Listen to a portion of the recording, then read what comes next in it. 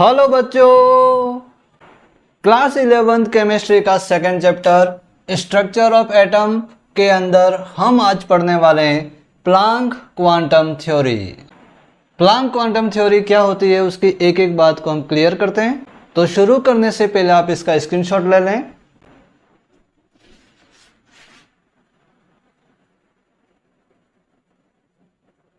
Yes, शुरू करते हैं हमारी प्लांक क्वांटम थ्योरी।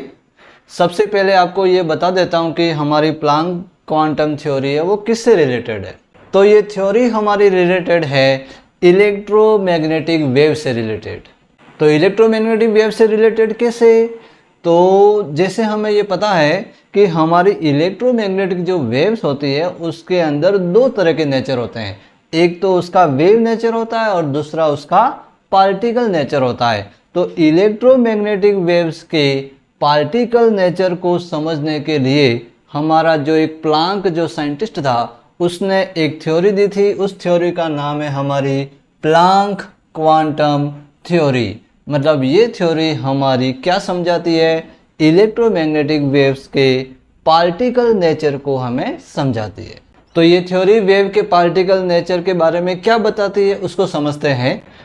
तो according to Planck quantum theory, इस थ्योरी के अकॉर्डिंग जो मेन जो हमारे जो पॉइंट हैं उसको अपन समझते हैं।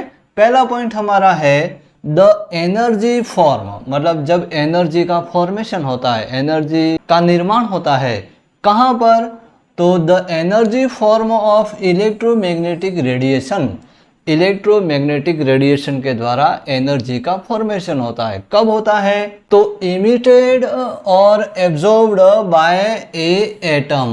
मतलब जब किसी एटम के द्वारा यदि किसी इलेक्ट्रोमैग्नेटिक रेडिएशन का इमिटेड होना मतलब निकलना है ना, या एब्जॉर्ब होना, अवशोषित होना, दोनों में से यदि कुछ होता है उस एटम के द्वारा, और एटम के साथ साथ दूसरा कौन? मॉलिक्यूल के द्वारा, दोनों के द्वारा यदि इलेक्ट्रोमैग्नेटिक रेडिएशन का यदि इमिटेड होता है या इलेक्ट्रोमैग्नेटिक रेडिएशन यदि एब्जॉर्ब होती है तो उस समय जो एनर्जी का फॉर्मेशन होता है वो एनर्जी का फॉर्मेशन आर नॉट कंटिन्यूसली, वो कंटिन्यूसली होता नहीं है। तो ये कंटिन्यूसली नहीं होता, इसका मतलब क्या? मतलब एनर्जी बार बार लगातार, है ना, लगातार एक साथ एनर्जी रिलीज होती नहीं है। तो फिर वो कैसे होती है? तो बट दे इमिटेड और absorb energy in discrete packet only. मतलब जो एनर्जी जो रिलीज हो रही है या जो एब्जॉर्ब हो रही है वो छोटे छोटे डिस्क्रीट पैकेट के रूप में वो एनर्जी क्या होती है? इमिटेड होती है या एब्जॉर्ब होती है। इसका मतलब हमारी प्लांक क्वांटम थ्योरी ये कहती है कि जब किसी मॉलिक्यूल या एटम के द्वारा इलेक्ट्रोमैग्नेटिक रेडिएशन का यदि एब्जॉर्ब होता है या यदि इमिटेड होता है तो उस समय जो एनर्जी का जो ट्रांसफर हो रहा है, एनर्जी जो ट्रांसफॉर्म हो रही है वो कंटिन्यूसली नहीं होती है और वो छोटे छोटे डिस्क्रीट पैकेट के रूप में होती है। ओके, तो पहला पॉइंट हमारा क्लियर हो गया।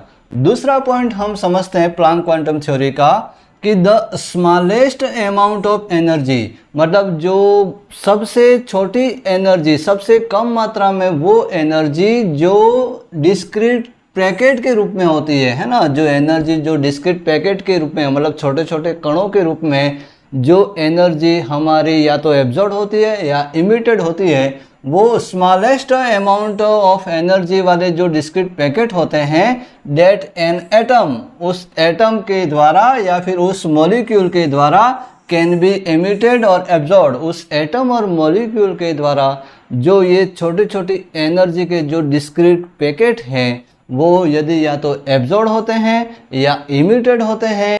किसके द्वारा? तो in the form of electromagnetic radiation, electromagnetic radiation के द्वारा। तो वो जो एनर्जी के जो छोटे छोटे डिस्क्रीट जो पैकेट हैं जो इलेक्ट्रोमैग्नेटिक रेडिएशन के द्वारा या तो इमिटेड होते हैं या एब्जॉर्ब होते हैं, तो उनको प्लांक ने क्या नाम दिया? तो उन डिस्क्रीट छोटे छोटे स्मॉलेस्ट एनर्जी के जो पैकेट थे उनको नाम दिया क्वांटम। क्लियर? तो क्वांटम क्या है? तो क्वांटम हमारे एनर्जी के छोटे छोटे डिस्क्रीट क्या हैं? पैकेट हैं, छोटे छोटे एनर्जी के पार्टिकल हैं जो इलेक्ट्रोमैग्नेटिक रेडिएशन के द्वारा उत्पन्न होते हैं, जिसको प्लांक ने क्या नाम दिया? उसको क्वांटम नाम दिया। ओके, क्लियर हो गया क्वांटम क्या होता है। उसके बाद थर्ड हमारा पॉइंट है, इन केस ऑफ लाइट। जब हम लाइट के संबंध में यदि बात करते हैं, लाइट मतलब सनलाइट, ओके, जब सनलाइट के संबंध में यदि हम बात करते हैं, the smallest packet of energy, ये जो एनर्जी के जो स्मॉलेस्ट पैकेट हैं, है ना, उसको क्या कहा जाता है? तो इज कॉल्ड एज फोटोन। मतलब यदि सनलाइट के यदि वो एनर्जी के यदि डिस्क्रीट पैकेट यदि हैं, तो उनको हम क्वांटम के बजाय उनको हम क्या कहते हैं? क्वांटम की जगह हम कौन से वर्ड का यूज़ करते हैं? तो उनके लिए हम यूज़ करते हैं फोटोन का। मतलब फोटोन भी हमारा एक तरह से क्या है? क्वांटम ही है। लेकिन सनलाइट के संबंध में यदि हम बात करेंगे तो हम उसका जो एनर्जी के जो डिस्क्रीट पैकेट हैं, जो छोटे छोटे एनर्जी के स्मॉलेस्ट जो पार्टिकल हैं, उसको हम क्या कहते हैं? उसको हम कहते हैं फोटोन। क्लियर? फिर आगे लिखा है कि but in general case the smallest packet of energy is called as quantum. मतलब जनरल फॉर्म के अंदर, है ना, लाइट के अलावा जितने भी एनर्जी के जो पार्टिकल हैं और जो इलेक्ट्रोमैग्नेटिक वेव्स के जो एनर्जी के पार्टिकल हैं, लाइट के अलावा, सनलाइट के अलावा, उनको हम क्या कहते हैं? उनको हम क्या कहते हैं? उनको तो क्वांटम ही कहते हैं। ओके, और लाइट के यदि हैं तो उसको हम क्या कहते हैं? फोटोन कहते हैं। क्लियर? आगे बढ़ते हैं। चौथा पॉइंट हमारा है the energy of each quantum. मतलब एनर्जी के जो छोटे छोटे जो डिस्क्रीट पैकेट हैं, उनको हम क्या कहते हैं? क्वांटम। तो उन क्वांटम की जो एनर्जी होती है इज डायरेक्टली प्रोपोर्शनल। वो क्वांटम की जो एनर्जी होती है वो किसके डायरेक्टली प्रोपोर्शनल होती है? तो वो डायरेक्टली प्रोपोर्शनल होता है to frequency of the radiation. जो इलेक्ट्रोमैग्नेटिक जो रेडिएशन है उसकी फ्रीक्वेंसी के डायरेक्टली प्रोपोर्शनल होता है। कौन? वो जो डिस्क्रीट जो पैकेट एनर्जी का है, उस क्वांटम की एनर्जी के डायरेक्टली प्रोपोर्शनल होता है उस रेडिएशन की फ्रीक्वेंसी। तो हम लिख सकते हैं, इट मीन्स क्या लिख सकते हैं कि एनर्जी मतलब उस क्वांटम की जो एनर्जी है वो डायरेक्टली हमारी प्रोपोर्शनल है न्यू। न्यू मतलब उसकी उस रेडिएशन की फ्रीक्वेंसी। रेडिएशन मतलब इलेक्ट्रोमैग्नेटिक वेव्स, है ना। तो उस क्वांटम की एनर्जी उसकी इलेक्ट्रोमैग्नेटिक वेव्स की फ्रीक्वेंसी के क्या होती है? Directly proportional. तो जब हम प्रोपोर्शनल का सिंबल हटाते हैं तो यहाँ पे एक कांस्टेंट आ रहा है हमारा बीच में, उसका नाम है h। तो हमारा फॉर्मूला हो जाता है E = h न्यू। तो हमारा यहाँ h क्या है? तो here h is proportionality constant. ये हमारा प्रोपोर्शनलिटी कांस्टेंट है, जिसका नाम क्या है? जिसको हम क्या कहते हैं? तो इसका दूसरा नाम है प्लांक कांस्टेंट, है ना। ये फॉर्मूला प्लांक ने दिया था, इसलिए इस कांस्टेंट का नाम भी क्या है? Planck constant. और उसकी वैल्यू, है ना, इस प्लांक कांस्टेंट की वैल्यू हमेशा फिक्स रहती है। कितनी होती है उसकी वैल्यू? तो 6.626 × 10⁻37 किलो जूल सेकेंड, है ना। अब किलो को यदि हम हटा दें और डायरेक्ट जूल में लिखें तो ये वैल्यू हमारी हो जाती है 6.626 × 10⁻34 जूल सेकेंड। तो ये किसकी वैल्यू है? हमारी प्लांक कांस्टेंट की वैल्यू, जो आपको याद रखनी है, क्योंकि जब भी न्यूमेरिकल सॉल्व करेंगे तो उसकी वैल्यू हमें रखनी पड़ेगी। ओके, तो ये हमारे जो 4 पॉइंट किसके थे? प्लांक क्वांटम थ्योरी के, जिसको हमने डिटेल से समझा।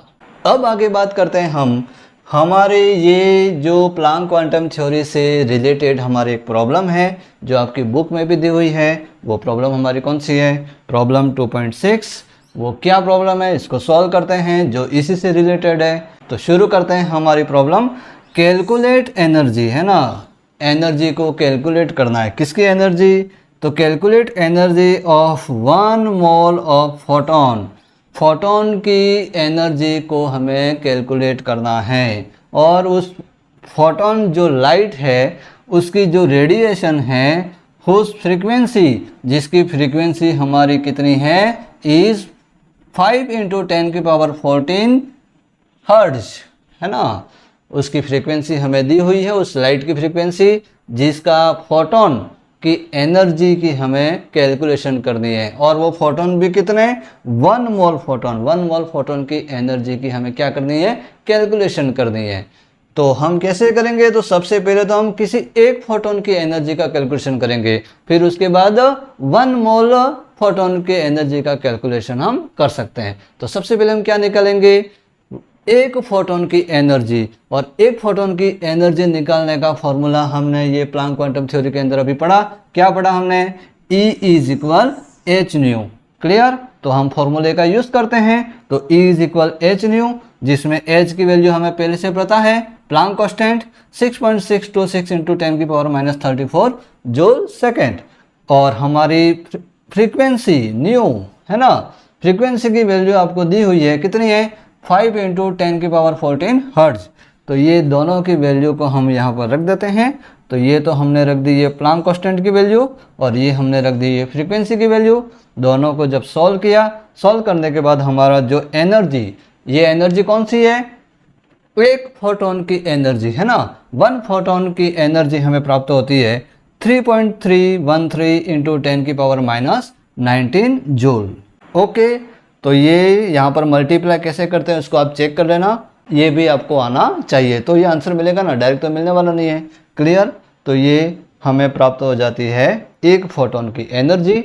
अब एक फोटोन की एनर्जी जब प्राप्त हो जाती है तो हम किसकी एनर्जी प्राप्त कर सकते हैं, 1 mole of photon, 1 mole photon की एनर्जी का कैलकुलेशन कर सकते हैं। कैसे, तो energy of 1 mole of photon, 1 mole photon की एनर्जी का कैलकुलेशन हम करते हैं। तो एक फोटोन के अंदर, एक मोल में जितने फोटोन होते हैं उसको हम उससे क्या करते हैं, मल्टीप्लाई कर लेते हैं। तो एक फोटोन की एनर्जी तो ये रही हमारी 3.13 × 10⁻19 जूल, और उसके बाद में 1 मोल के अंदर कितने फोटोन होते हैं, तो आपको पता ही है कि 1 मोल के अंदर नंबर ऑफ पार्टिकल कितने होते हैं, तो वो हमारे होते हैं 6.022 × 10⁻23 मोल इनवर्स, है ना। 1 मोल के अंदर इतने हमारे पार्टिकल या इतने हमारे फोटोन के नंबर होते हैं। तो ये हमारे एक फोटोन की एनर्जी, ये हमारे इतने नंबर ऑफ फोटोन, दोनों को मल्टीप्लाई कर देंगे तो हमारे 1 मोल फोटोन की एनर्जी हमें प्राप्त हो जाती है 199.51 किलो जूल मोल इनवर्स, है ना। ये यहाँ पर जूल के अंदर है, तो इसको हमने किसके अंदर चेंज कर दिया है, किलो जूल के अंदर, है ना। इस चीज़ का ध्यान रखना, क्योंकि आप मल्टीप्लाई करोगे तो आपको ये आंसर मिलने वाला नहीं है। तो इसलिए ये आंसर कब मिलेगा, जब जूल में जो आंसर आएगा उसको आप किलो जूल में कन्वर्ट करोगे तो ये आंसर आपको प्राप्त हो जाएगा। ओके। तो एक बार आप चेक करके ज़रूर देखें कि हमारा ये आंसर प्राप्त हो रहा है या नहीं हो रहा है। ओके। तो इस तरीके से हमने इस वीडियो के अंदर हमने क्या समझा, प्लैंक की क्वांटम थ्योरी। तो प्लैंक की क्वांटम थ्योरी इलेक्ट्रोमैग्नेटिक वेव्स के कौन से नेचर को समझाती है, पार्टिकल नेचर को समझाती है। मतलब जो इलेक्ट्रोमैग्नेटिक जो वेव्स होती हैं वो उनके अंदर जो एनर्जी के जो पैकेट्स होते हैं, वो एनर्जी जब रिलीज होती है या एब्जॉर्ब होती है तो वो छोटे छोटे डिस्क्रीट पार्टिकल के रूप में ही वो या तो इमिटेड होती है या एब्जॉर्ब होती है। इस बात को सबसे पहले किसने बताया, प्लैंक ने बताया। इसलिए हमारी इस थ्योरी का नाम क्या हो गया, प्लैंक क्वांटम थ्योरी, जिसको हमने डिटेल से समझा। आशा करता हूँ आपको समझ में आया होगा। वीडियो अच्छा लगा हो तो उसे लाइक और शेयर करें और हमारे चैनल को सब्सक्राइब ज़रूर करें। मिलते हैं नेक्स्ट वीडियो में, तब तक के लिए जय हिंद, वंदे मातरम।